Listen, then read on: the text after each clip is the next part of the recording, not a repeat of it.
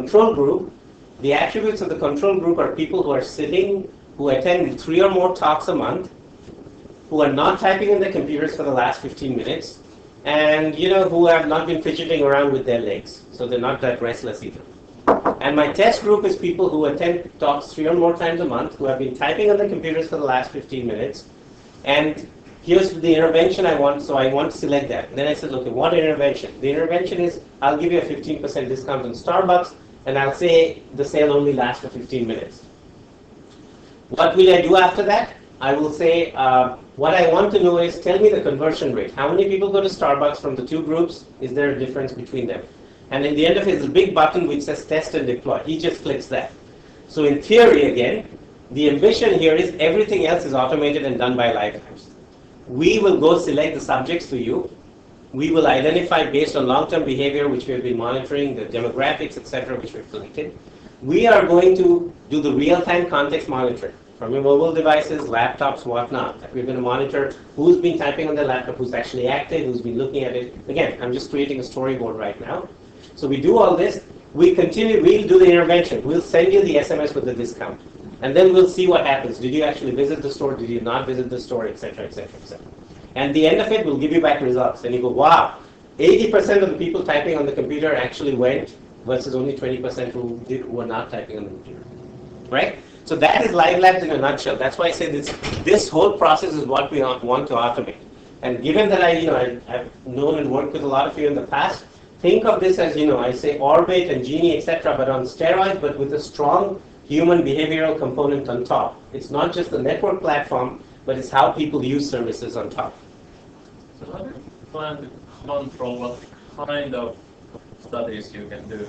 Yeah, so there is going to be a board, which is comprised of members of the government, members of our key partners, who I'll come to later, including physical spaces. So there's one person from SMU, one person from the mall, one from Synthesis, as well as the... Okay, so you would have kind of like an internal review board.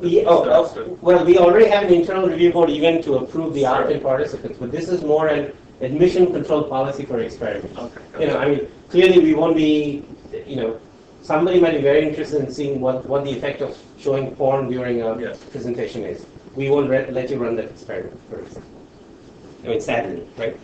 So we have 30,000 opt-in. These are all opt-in participants. There's no sneaky monitoring going on in 3 public places, the SME, malls, and Sentosa. So I've given this overview already. Now I'll breeze through this slide. So on the networking side, our challenges are twofold. We want to build a broadband network infrastructure that accommodates very mobile-centric, not just smartphones, but all these tablets and all that good stuff. But the 2 challenges is, one is to provide this adaptive, localized high bandwidth. So if 400 of us do come into this room, how do I basically steal spectrum, steal bandwidth, etc., from other places where it's less dense right now and serve this area? So that's one research challenge. The other challenge is to provide this rich real-time context. So one of our goals, again, I'll just use examples to motivate this.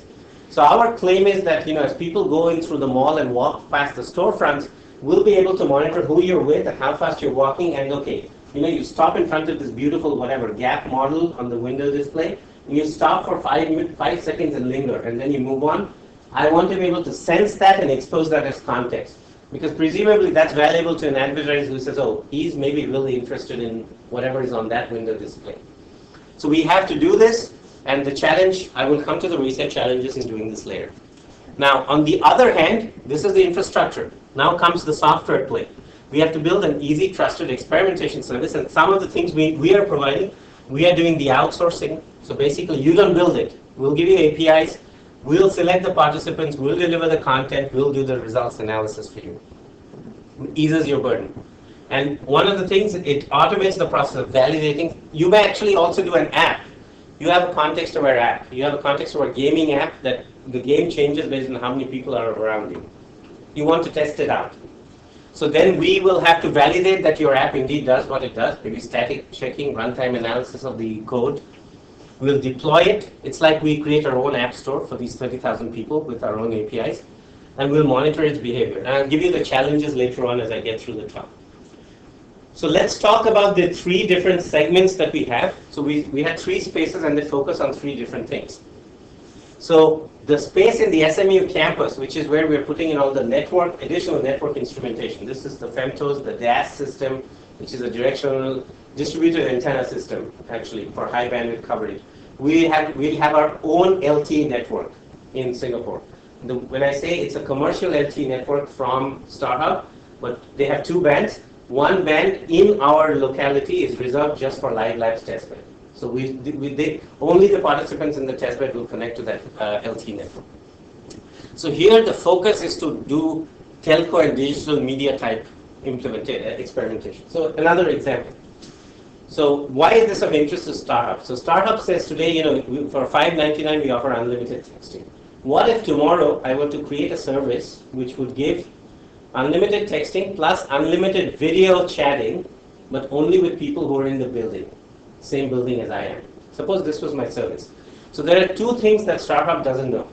One, can I even support this sort of thing on a network? What network would I need to support this indoors? Do I need Wi-Fi? Do I need femtos, etc.? So we help them test those things out, just like any other, like an Orbit testbed or whatever. We test our scenarios. But more importantly, in some sense, what we're testing out is if you build this service, how will people use it? The big unknown question is what percentage of people will choose to video chat with people who are in the same building versus who will video chat with people who are outside. And so before StarHub goes national or international with their service, this is a sandbox where they test things out and they go, nobody really wants to chat with people in the same building. It's a stupid idea. We're not going to deploy that service. So that's the important thing. We're capturing the behavior of people as they really use services in this notion. And our partners here, I'll address this slide later on again. We have Microsoft Research, the MCRC group. I'll explain the sponsorship amounts and detail. And Qualcomm, which is providing us a lot of the femto-cell equipment. They're very interested in sort of the small area cell technologies and equipment. And StarHub is the telco which is making substantial investments in terms of the network infrastructure and so on. So I come to Sentosa, and Sentosa, the focus is tourism and hospitality. Because again, it's a sort of a leisure resort type of thing. And the end goal here is to do this crowd behavior and movement optimization. So by sensing exactly where people are, by sensing what the queues are, what the weather is like, how long have you been, who you're with, and how long have you been since the last time you stopped at an F&B outlet, we'll customize and say, okay, you go to ride 4 next. And we'll tell another group, it's going to rain outside, you should go to ride 3 immediately, because after this you're going to miss out on that ride. Or, I've seen your family's here with you, they've been walking very slowly, they must be tired. I make this inference, here's a discount, go to an F&B outlet. So it's sort of doing large-scale optimization of the visitor experience as a result. One interesting thing to point out, this is more of an experience sharing rather than a talk. One big challenge out there in Sentosa, 80% of the visitors, it's a big tourist attraction, are tourists. They're basically from outside Singapore. And you know what the big challenge out there was? We had this great technology. We were doing sensing on mobile phones, etc. But it turns out that tourists will not even use their phone because of roaming charges. So that entire modality just gets blocked out. So we had to work with the Singapore Tourism Board and StarHub. So the end solution is when people come into the airport, they buy their local SIM. It will come bundled with special data packages and plans that say as long as you're touring in this island, we'll give you unlimited data access as long as you choose to be a participant in this testbed. So we had to overcome this basic problem of, business problem. So does it work? Don't know. Nothing's there yet. This is all the things we did to get it approved. That we have the commitments from StarHub, we have the commitments from Tourism Board that these are the plans we'll offer people. Will people sign up? I have no idea. So you don't have the 30,000 people signed up? No. We don't have 30,000. I'll tell you about what we have signed up, and I'll come to that in a second. Yes. Now, 2 big malls. Each mall is about 1 million square feet. One mall is 1 million square feet. The other is mixed in. And here the focus is retail and consumption. So this one needs high bandwidth. Neither of these two actually need high bandwidth. We're not doing any high definition video or audio or any kind of testing on this. But they need fine context. So that's the one where, for example, we have the mall, Capita Malls Asia. I'll tell you in the next slide about the partners. So the mall is very interested in saying, I want to detect in real time there is a group of 30 teenagers who've been loitering in this mall for the last 2 hours on Friday evening. And they all happen to be from the same cohort at SMU. They want to discover this in real time. When they discover this, they want to do a local Groupon at that point. If you come and buy this t-shirt, if at least 20 of you come right now, I'll give you 50% off on the t-shirt. So these are the kind of services they want to experiment with, using the fine-grained context that hopefully we are providing to them. One interesting piece, which makes us really, we are tied with our business school, I'll explain that later. So in this place, we not only have access, it took a lot of time to work out these business arrangements. We not only have access to the context from your phone, but we also have access to the POS, the point of sale records at the customer counters. So we also know who bought what, which is actually very beneficial to people who are doing sort of, analysis of the data. It's a very useful data set in that regard. Okay. Interesting. That was deemed illegal here in the States, where supposedly Visa is not allowed to know individual items on your point of sale, just the final bill, because of possible interns, Yes. they're doing stuff. So this addresses the privacy and all this question. I'll come to that later. That is front and center in all of this. Yeah. But however, there are some things that make it easier to do in Singapore and so on. So we're not doing it with Visa. We are doing with DBS, which is the bank. The bank owns the point, but in Singapore, again, the single DBS bank owns 85% of the point of sale records. So they don't need a Visa. It doesn't matter what card you use. We get the data from the bank, which is the participation. So the key technology providers and users, these three are different centers in our same university, so don't worry about them for now. But there are people who will help us build the testbed and build the research. So StarHub, by far the biggest, heftiest player, tens of millions of dollars of investment from them. LT Spectrum, equipment, there are lots of other things. Just the subscription management of managing all these 30,000 people, giving them a separate hotline to call for problems, etc. So all of that factored into the cost. So for Microsoft Research, we're working with Victor Bowles Group, who are going to give us special, modifications of Win 7 and Win 8, Phone 7 and Phone 8. And their incentive is, and you'll see this later, how do they make their phone's operating system to be the most, be most operator friendly. So provide the best context that the operator can use to optimize their network. This is the research question that they're asking us to study. Qualcomm is the one, not directly, but through their partners, supplying us with all these about 250 femto-cells, which are going to saturate our campus. And then the next generation after that, they're providing us the programmable ones where we can adjust parameters, etc. Okay, on top, so by far the funnel is like this. Very few users at the bottom and a lot of people who use. So the committed partners are Centos and Capita Malls. These are the people who own the mall. They bring all the stores with them. They want to use the testbed. So Capita Malls is actually a behemoth of a company. They're about $40 billion market cap.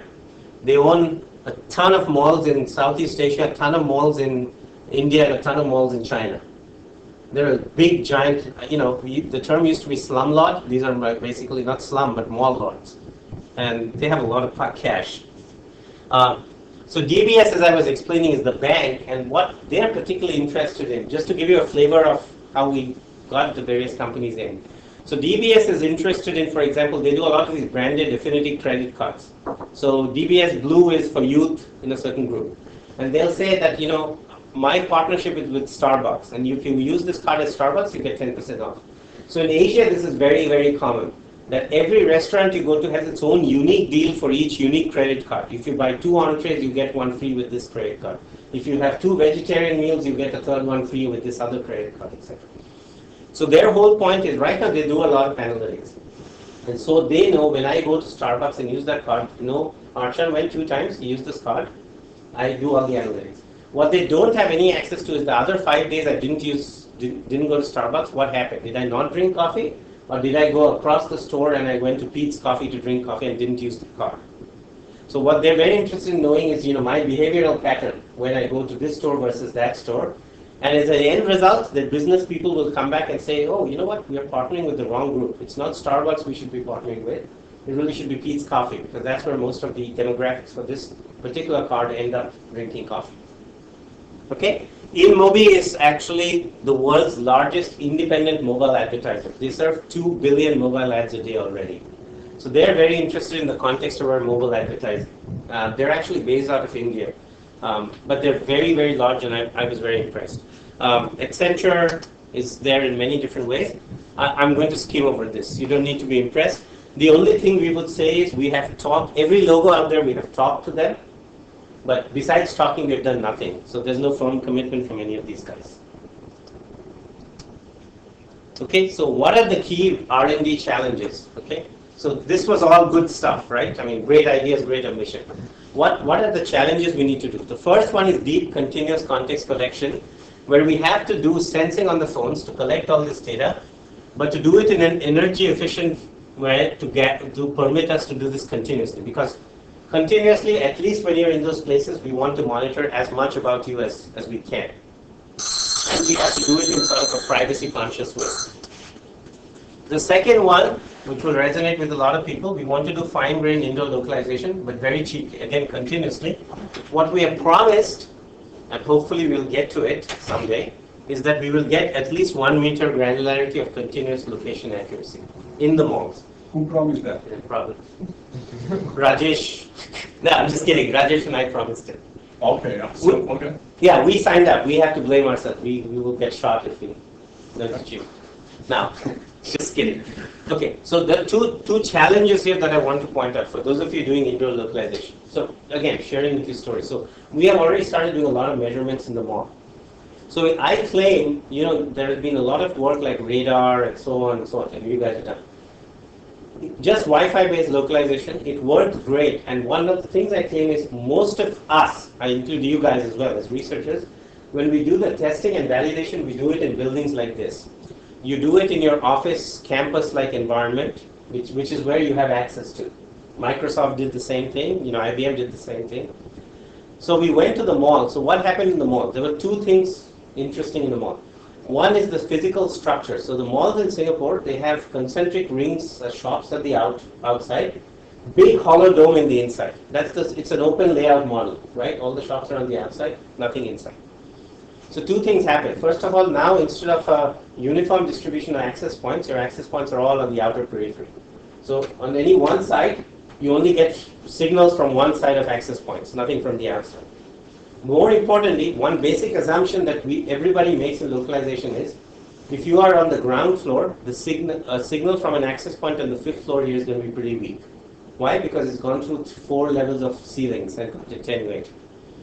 In the mall, we did the experiments and we found that your shop on the 2nd floor of this wing, your strongest signal actually comes from the 5th floor on the opposite wing, because that's the one that has a direct line of sight to your antenna. Nothing nearby. Okay, so what we wanted to say was that as we are playing with these, we don't have a solution. We are doing some work, and I can address this later. But doing in-the-field testing is hugely beneficial. This is where I'm selling the test bed. If you have a localization technology and you think it works, before you go commercialize it, go test it out on a mall and see if it really works. Even if it works in the building, it may not work there. So that's one of the things we realized. The other thing is this widely varying participant density. So again, this comes back from the fact, in fact, there was a hot novel paper which basically used the same concept. As you all know, that because if the access point is here and my phone is here, you get in-body attenuation. If I turn around, you get a stronger signal, right? So in dense environment, what happens is that the number of people constantly causing attenuation is changing even more dramatically. So when you test it out in the lab, you have 2 students at 10 o'clock at night walk around and you test. It works. When you go into the mall, basically the RF signal strength just goes completely chaotic, especially around Christmas or something. And so that's another problem that we're facing and that we have to solve. So the next research challenge, you have to handle transient traffic loads. This is the whole thing where we want to give 2 megabits per second to 400 people. And we're right now, I mean, frankly, I don't care any technology, 3G, 4G, macro, femto, Wi-Fi. If those of you remember, I said, we were in serious conversation with Qualcomm about their flash lane stuff as a potential thing. Sadly, right now it seems like it's not going anywhere because they've abandoned that, but this was all in play. So those were the network challenges. Then we come to some key R&D challenges and goals. On the service side, so we have to run this automated social experiments, right? Remember the example, you would go click, click, click, and you would select things. So we have to figure out how to do participant selection. This is where I said we have the Behavioral Scientists Institute, and if I say so, we probably have one of the world's top behavioral sciences group across the world. I mean, across all the top brand name universities. And they are an integral part of this because one of the key things here that you easily understand is, if I want to do an experiment, first of all, if I send you ads, let's say the experiment is ads. If I send the same guy 5 ads in a day, he's going to opt out. Saying too much spam. More importantly, if I'm going to test you out on a beer commercial, on a beer product testing, I know I cannot have tested you out, for example, on a wine commercial testing before, because there's cross-contamination of effects. So the consumer companies will not trust these results. So what we actually need very strongly is somebody, this is why it's an interdisciplinary project. We need our behavioral scientists to set us rules and guidelines of what testing on whom is permitted from a statistically and behaviorally acceptable point of view. That these results will be accepted by whoever is using them. So there are some, and frankly, these are things I know nothing about. So we have to trust that these guys will do the right, give us the right. So finally comes support the participant privacy preferences runtime. So let me address privacy here for a second at first here. So the issue here is not that Singapore doesn't have privacy laws, and we are going through IRB, there are privacy laws, etc. Why will the system work? Why will people even sign up to participate in this testbed? Honestly, I think if you did this testbed here or in Europe, it would just not fly. You wouldn't get any participants. So my answer is that it basically boils down to people's perception of privacy, not the laws.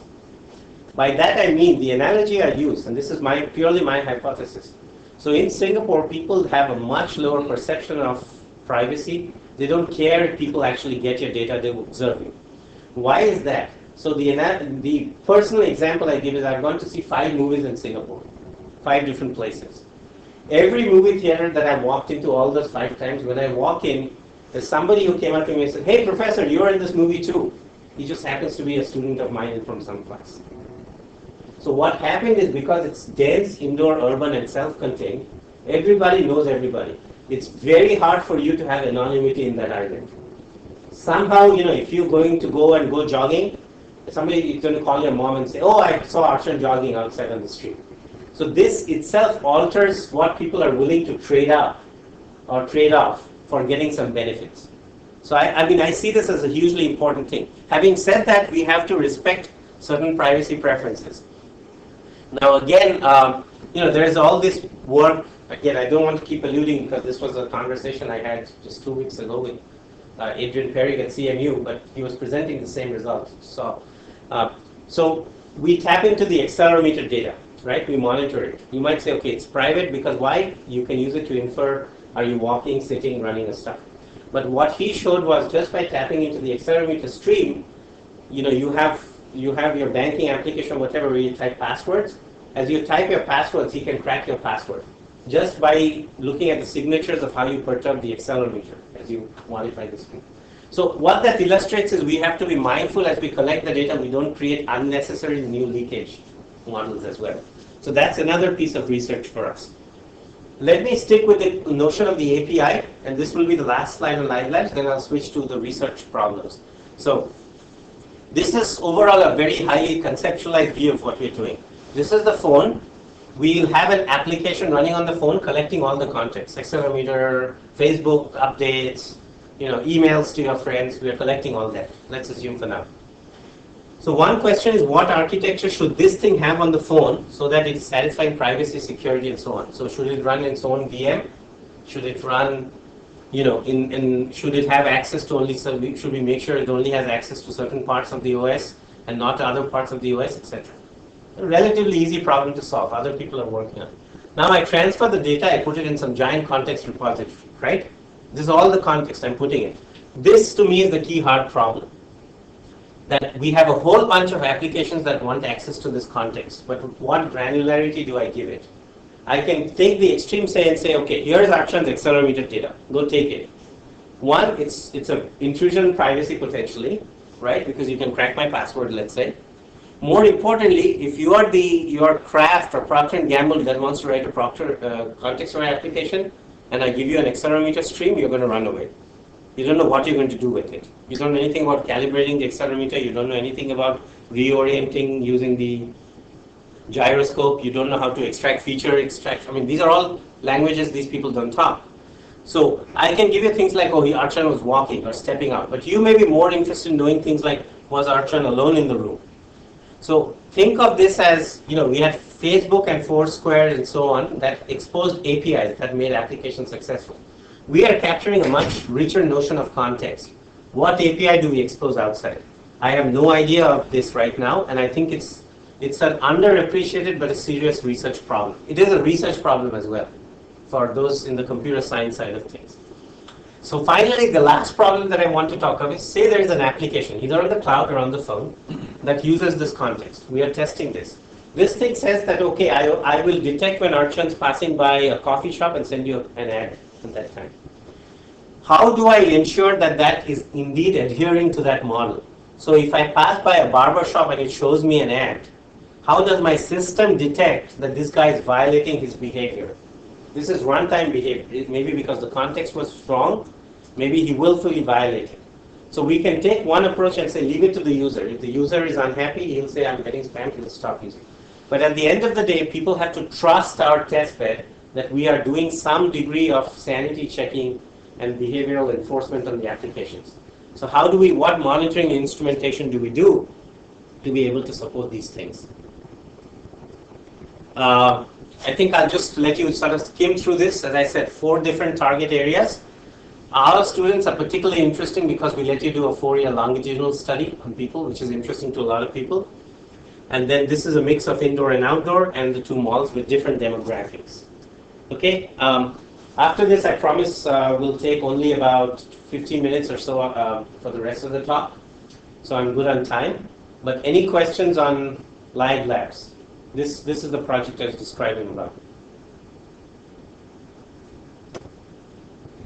So I have a short comment. So Yes. that that a problem with psychology and social studies, the weird that most participants are now Western educated, industrialized, rich, and democratic.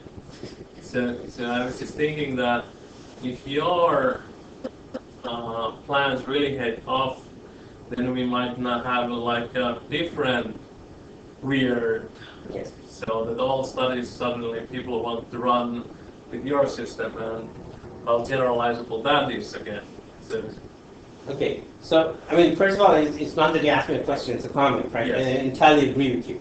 So there are a few things that we're doing. So even if we leave out the weird Western stuff, the reality is if you offer incentives, and we are offering incentives, it seems like naturally most of the 18 to 25-year-olds are the people who will sign up. I mean, someone like me, you could not even incent me to participate in stuff, right? I mean, most of the faculty in this room would not participate. But the hope is the way we are getting the people is in the mall and in central, so the people are being recruited by those respective organizations. And they already have their loyalty program card owners and so on. So they are the ones who are literally making large investments to offer, say, $100 rebate or coupons every year. But they are doing the demographic splitting in how they target people.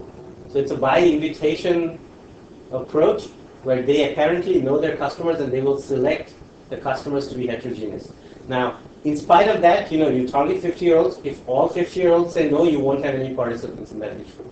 So that is an inherent problem, and we will know the severity of it when we get to the point. Yeah, I have Yes. one question. So you're talking in the last slide, you're talking about the difficulty to expose the data to consumers, right? To applications, by third-party applications, Yeah. yes. Yeah. So are you considering opening the platform just to let the customer to build their interface or build their publish them to use by other people? Because these, you cannot imagine what kind of data. Yeah. Has, Okay. So I mean, just so it's clear, I mean, we're talking about the same thing. See, LiveLabs is not building any of those applications. yeah. We are just a test bed. You come with your application. But even exposing the data in the Yes. So first of all, the data. I mean, these are public projects. Yeah. So while it doesn't mean I'll put the data up on a public accessible website, Right. by definition, it is accessible to researchers like you. Mm-hmm. You will have access to the data. We just have to decide. Again, I don't know the answers right now. What granularity we will allow different people, just random public. But it's very much within the plan to just publish the data sets itself. So it's not a secret, it's not a private closed project in by any means. So it definitely most of the data set is going to be public. Just think of this like the Crawdad archive that had a lot of data sets. I think we will put a lot more data sets out there, just as an analogy. Yeah, just like your example, the people they won't understand the giant data, right? But somebody else they can republish that data Yes. in the form Yeah. other people understand. So I mean, if for example somebody builds another product that just publishes new context out, and they have other consumers use other apps use them, that's fine. Now, having said that, though, remember this is just a test bed. So I mean, this is not a commercial application. It's more for testing of the application. That's useful for. Okay, so now let me get into the research part, and this is where I'll run through. I mean, again, giving you a very high-level overview. So one problem we wanted to do is we want to do activity recognition using the accelerometer. Just a very point problem. We want to do it continuously. So to sense an accelerometer on the phone, all the software is running on the phone. What are the things we do? We sample the accelerometer values. From the samples, we extract features. Features could be in the frequency domain, time domain, etc. After that, we do classification. Use the features, run it through some classifier, whatever you want, and you detect, okay, you have trained it, so it says Archan's walking versus sitting, etc. So our goal is to achieve the same fidelity of classification, but with a lower energy overhead. And what we're going to do is we're going to do a trade-off and playing around with the 2 degrees of freedom. Is one is the sampling frequency, one is what features we use, what set of features we use. So again, very, very distilled, for the interest of time. So what this slide shows is this is the sampling frequency of the accelerometer taken on an Android phone. This is on the Galaxy S2. Then this is the energy consumed over the hour that it was measured. And one is with only time domain features, the other is with time plus frequency domain features. So what you see obviously is as your sampling frequency increases, your energy consumption increases. So this is the whole energy. It's a computation plus sampling, all of it on the phone. But more interestingly, what you see is that the frequency domain feature, using frequency domain, obviously you pay a higher cost, but the gap is increasing. Because you're running an FFT as a basic thing, if you have more samples, you spend more computational overhead, sort of a n log n overhead of doing FFT signals. So the important point to take out is if I give you 2 choices, where one choice I said you can sample at 25 hertz and use time domain features, the other one was you can sample at 15 hertz but use frequency domain features. From an energy point of view, it's better to oversample and use simpler features. So there's basically a trade-off or choice that you can make there. Right? Is that? Now comes the whole notion. Again, I apologize for the denseness of the graph. What this shows is there are a whole bunch of different activities. We had about 6 users we trained. Downstairs, escalator down, going up, going up. These are all things that are relevant for our mall localization. You're walking normally, you're sitting, you're standing. The bottom line is this, that we found that there are lots of stationary activities like sitting and standing, and at the other end, very high intensity activities like running. You can detect these without losing any fidelity of accuracy at either 1 or 0.5 hertz. So very low sampling frequency is enough, and only time domain features is enough. There are some activities, however, such as climbing stairs, which need very high sampling frequency and which also need frequency domain features to give you enough discrimination. So that's something we learned just by looking at the data. So after we learned that, we came up with this strategy. Very, very simple. Here's how the phone operates. It starts off at 100 Hertz maximum sampling frequency using all the features. When it detects I'm sitting, it immediately drops to whatever is the right 0.5 Hertz time domain features for sitting. And as long as it's confident you're sitting, it will stay in that state. At some point, you're going to do something else. It's going to say, I don't know what Archan's doing. I will go back to 100 Hertz and all features. I will now detect your standing, and I will go to 1 Hertz and time domain features for standing. So this adaptive approach works to detect basically moderate to long duration activities, which is what we're after. So this is not the approach to detect gestures, things like this, because you lose them instantaneously. And then we did studies on real users. Again, I keep coming back. So we found, not surprisingly, on grad students, well, are they real users or not is a different question. So far, it's only on grad students. So most of the time, there's one really lazy user who spends 60% of his day sitting.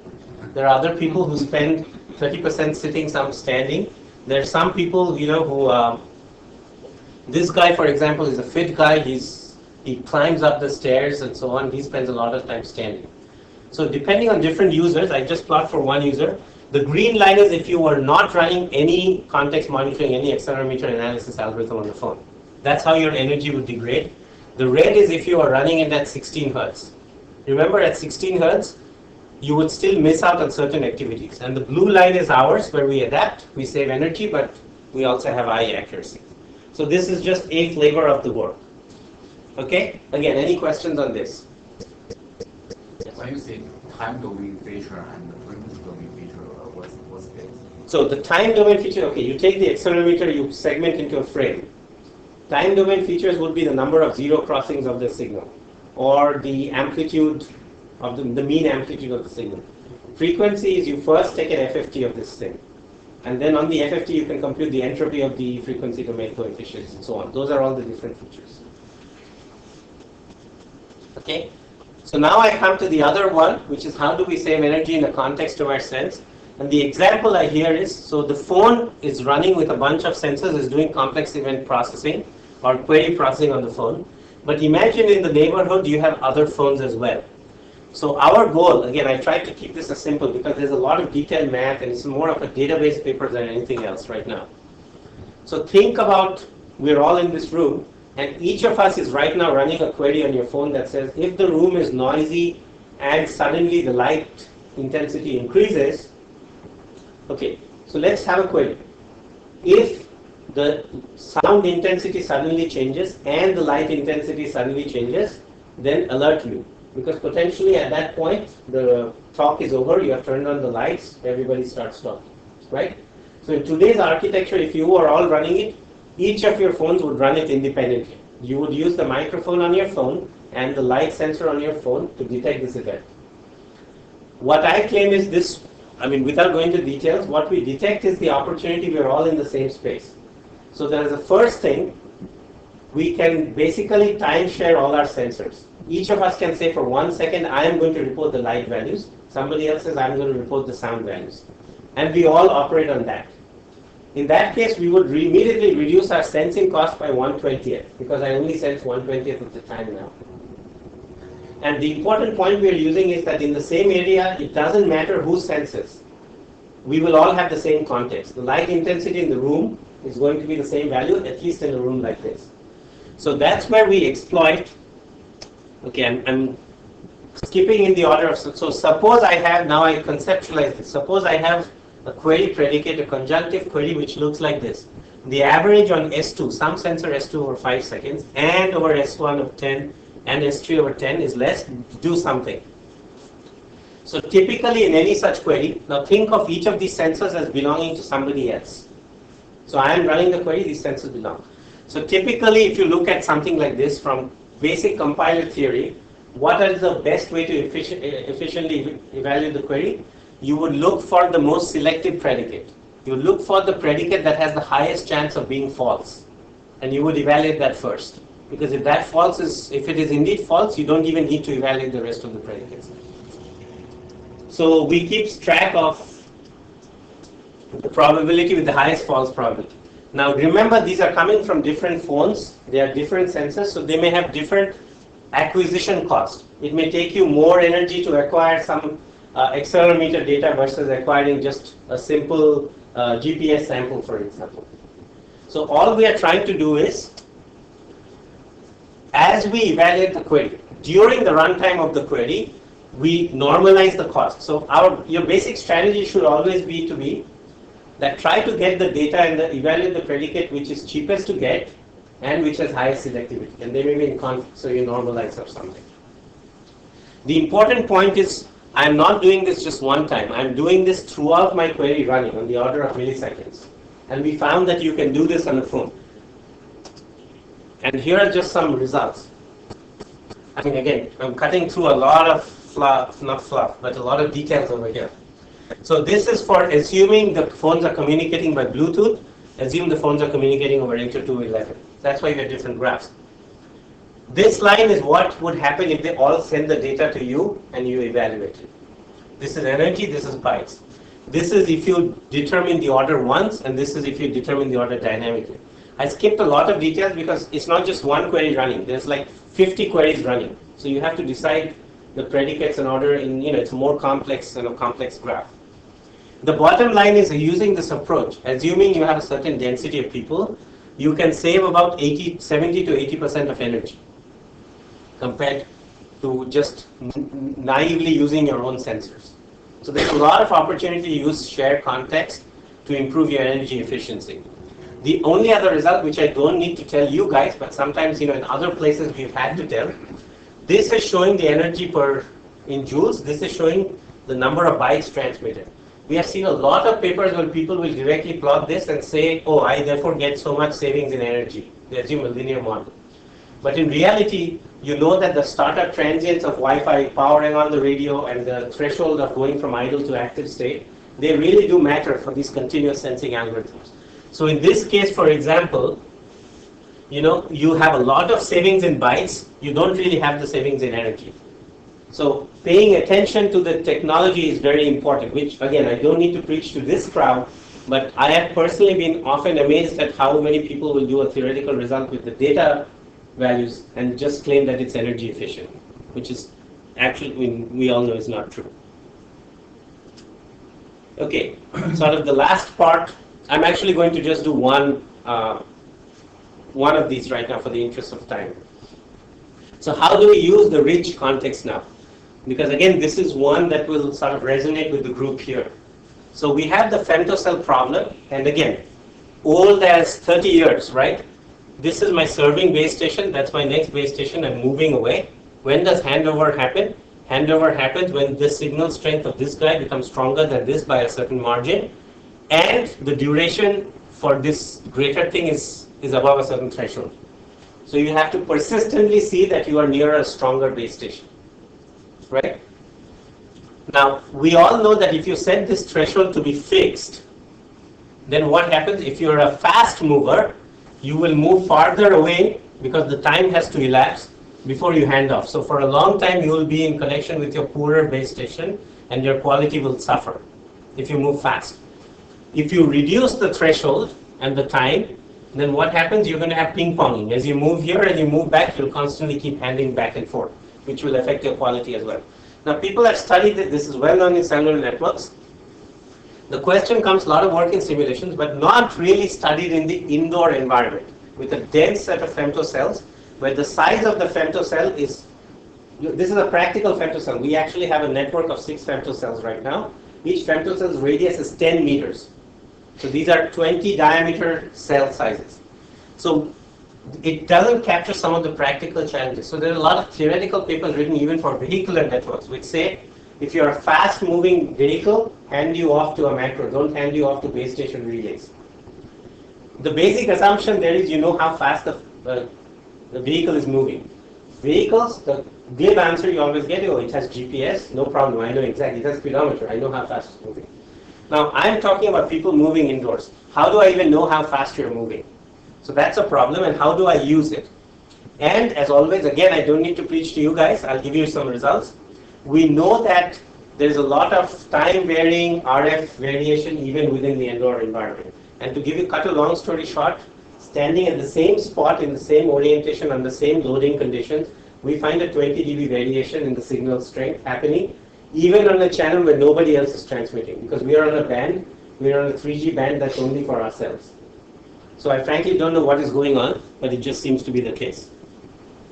So our research question is, how do I use the real-time analytics? So if you look at this picture, this is the phone, this is all the RF measurements. So most handoff decisions today, or cell management decisions, are based on this, which is what is your signal strength from your current Kremlin code, what is the signal strength from your neighboring cell IDs that you see, and you make a decision based on that on the server. But what we are saying is add in more context, such as how fast am I moving? These are the user activity context. How many people am I moving with? So one thing we found on the femtos, and I'm again looking for sort of inputs from you guys. So the commercial femtos we have, they have a limit of 16 active users. That's the best we've seen so far. So for example, in many situations in dense urban settings, if a group of 17 people are going for lunch, you know you cannot hand all of them over to the next femto because you just have a capacity control there. So if we know those sorts of context, what are better decision making we can do to prevent call blockage, poor quality of signal strength, etc. This is the research agenda over here. Dynamically use the current and predictive group context, the context that comes from the phones, from the accelerometer, from the ambient sound sensing, from your calendar, the context that comes from the social relationship with the people with whom you're moving. How do we use that for indoor network optimization? So here are the results, or sort of things we have so far. As I said, we have 6 femtos deployed. Again, this frankly would not be possible without the cooperation of the operator. They give us all the tools to do the continuous measurements and signal strengths, etc. And we are also purchasing one of these sniffers, the radio sniffers. And actually, I don't know if you guys are part. We have promised we'll be part of the SpecNet distributed RF sensing network. I don't know if you guys are part of that. Not really, but they offered. Okay, so yeah. So we do a lot of empirical data collection now. The 2 results that I want to share, because I don't want to go through the pretty graphs and whatnot. So one thing we find that the user movement speed has strongly influenced network behavior in the following way. So when I say movement speed, see this is one speed, right? I'm walking towards the door. The other is I just go like this because I'm late to the meeting. So between these 2 movements, we find that the place where you hand off changes by as much as 10 meters. Or it changes by basically 1 femto, just because of the way the settings are on those things. So what we are observing is that you put femtos in a line, 1, 2, 3. You hand off, normally you hand off from 1 to 2 to 3. If you move fast, there are places where you hand off directly from 1 to 3. You never even hand off to 2, because you go through the transients. So what this is illustrating is that in the dense indoor urban environment, we have to pay attention to the micro context to do real-time decision of who to hand over to femto versus macro. And as I said, the other thing we found is we've seen the 20 dB variation in RSSI, not when I change orientation, not when even crowds are behaving dynamically. It's just sort of the indoor setting that we observed. I'm going to stop here. I won't get into the mobile advertising work. So there's work we are doing on better optimizing mobile advertisement delivery using context, but that's just another illustration of this problem. Any questions on any of the research threads presented? On the mobile advertising? Okay. Okay, so this was the talk I gave at Hot Mobile. So the bottom line is, we believe there's a tension. The tension is this. So 80% of the apps that you download on mobile phones are ad-supported free apps. But how do they make money? By delivering ads to you. But on the other hand, telcos are moving to metered plans. So in theory, if the ads indeed were contributing a lot of traffic, then it's no longer free, because they are consuming up your data bandwidth. So we did lots of measurements. Again, I have of late developed this very strong empirical streak or belief. So here are the different apps. This is the popularity ranking on the App Store on Android Marketplace. This is the rate of application on the traffic. So this is what the application would send just to maintain its application context. And this results, the kilobits per second, is the advertisement traffic. This is the traffic that goes over the ad network. So in many cases, you see that the advertisement traffic is like 20 or whatever, 30 times, 40 times that of the data traffic. So if you're not careful, again, this is how it started out. If you're not careful, then what you think is free is not free. You're actually wasting a lot of bandwidth in the delivery of ads and so on. And again, a longer story is, see, ads are moving now to HTML5 ads. After this, they will move to more 3D ads and then sort of animation-based ads. So the size of the ads is also increasing. So one thing that I noticed, my personal view, if you look at the evolution of the network bandwidth, so from a telco point of view, the bits per second is going up from 3G to 4G to 4.5G, so on. But the bits per cent is not really increasing that much. You had like a 2 gigabytes quota before, you still have a 2 gigabytes quota in some cases. So as the size of the volume of the ads go up, this problem becomes even more acute. So our key research idea is this. We'll just prefetch the ad content. Old prefetch idea. At home, when you're plugged into your wireless LAN, we are charging, I will download all the corpus of ads for you for the next day. And then I'll serve them locally to you. So that has some problems. So the biggest problem is that ads by definition and location are context sensitive. That's why you're doing them on the mobile phone. So the big challenge is what context matters, and we found out, I don't have the prettier animation. So we did, this is the work we're doing with InMobi. So we found out, we instrumented the apps and found that when you call the ad network, you collect, you send your location, you send your device, including your IMEI, you send your firmware and make and model, you send the network, are you over 3G, 2G, are you over Wi-Fi, you send your users such as gender, subscriber ID, which is your phone number, the language the person uses, and you send things like what level of the game you're on, because depending on the level of the game, you get different set of ads, etc. So to prefetch intelligently, we need to predict this whole thing. And one of the open questions is how much of it can we predict really? So I know that, every Friday evening when I get on the train, I'll play Angry Birds and I'll play it up to level 7. Right? I mean, it's a great idea to predict, but likely it's going to be false. So one of the questions we're trying to figure out is how much prediction accuracy do we get for this richer body of context? And frankly, how much of the ad serving is affected by this context? Because one question we don't have an answer for, we send all this. We don't know how much of it the ad network actually uses and what it ignores right now.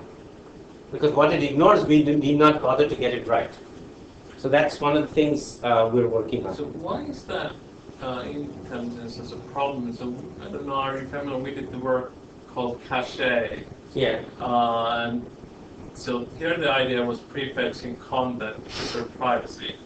But so one of the results of that work is that, well, for lots of types of data, we can just download everything because we have so much space on current phones. Yes. So why couldn't you just download the whole ad space and then just look at when you need the context and display on that? So what is the kind of the core problem? No, so there's, okay, so two different problems. So one is we don't, how much is the total set of ads, okay? Mm-hmm. We don't actually have a good answer for that. So if you look at the internet as the Microsoft guys, this is the private, or private. Privat, yeah. Privat, that's the one you're talking about? No, so I'm talking about cache, where we download, let's say, all the maps for New York for the point of interest. Privat is from MPISWS. Yes. Okay. But what they have shown is for the internet version of ads, they didn't study mobile advertising yet. So the number of ads, because there's ad churn, etc., that happens through the day, is not very large. So if you have like a 2 megabyte or 10 megabyte cache, you can actually download enough of the content of what you browse on your desktop. We don't know the answer for mobile phones. Now, there's a bit of speculation. I don't know the answer. This is what we are hoping to get the data from them.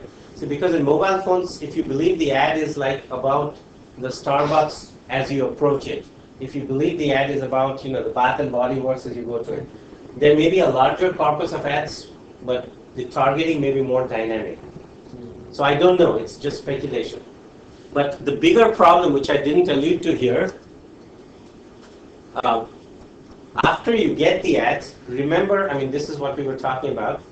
How are the ads served? Unlike other content, the ad network makes money when you click on the ad. So they have to verify that the local cache is behaving exactly as it would as if the ad network who are actually serving you the ad. So one of the things is the ad network delivery models. The revenue mechanisms are not really tuned for offline delivery right now. So what we are proposing, for example, the way ads are served, you have an auction system in real time. The advertisers bid. You select the highest bidding ad, and that guy pays the second highest auction price. That's the typical dynamic auction that happens right now. So what we have to do is we still have to mimic that on the back end, but not actually fetch the content. They will tell us that, okay, serve ad 354 now, and we will serve that locally. That's the sort of mechanism that we are working on. So the way you want to think of it, it's a smart middleware. We believe it has many other users. So the mall, for example, is interested in saying they are going to set up a Wi-Fi network, and they only want that Wi-Fi network to be used to deliver ads from their mall. You won't use it for internet browsing, you won't use it for anything else. So we need this special middleware on, this is running on the phone. So rather than look at the slide, what is it doing? One part of it is prefetching advertisements by sending context to the wireless network. The other is serving it locally. And the last part is verifying that indeed that the offline mechanism is exactly what the online mechanism was. So this middleware cannot have a bias to showing you McDonald's ads all the time and ignoring the Burger King ads. So they want to make sure that this kind of bias doesn't exist. But what we believe is once you have this explicit middleware, when you're in the mall, you can make sure that the ads you get are directly from the mall, not from the back-end network. If the mall operator has set up a network precisely for delivering ads, only for delivering ads, which is actually a requirement that has been asked of us. So this work started out from a customer requirement that came to us. Again, I'll stop here. I've given this talk outline. So I just want to conclude by saying call for participation. I think, in all honesty, if you ask us where we need the most help in terms of real technologies, privacy and the runtime collection middleware. There are many other issues, but I think these two we're sort of explicitly understaffed right now. And of course, it's okay to advertise. We're really looking for postdocs, research engineers, even PhD students who want to come for 6 months or a year to come and work on any of these problems that they see of interest. We have a lot of positions, and I think it's a really exciting opportunity if anybody wants to take advantage of it. So that was more the intent. Okay, I'm done.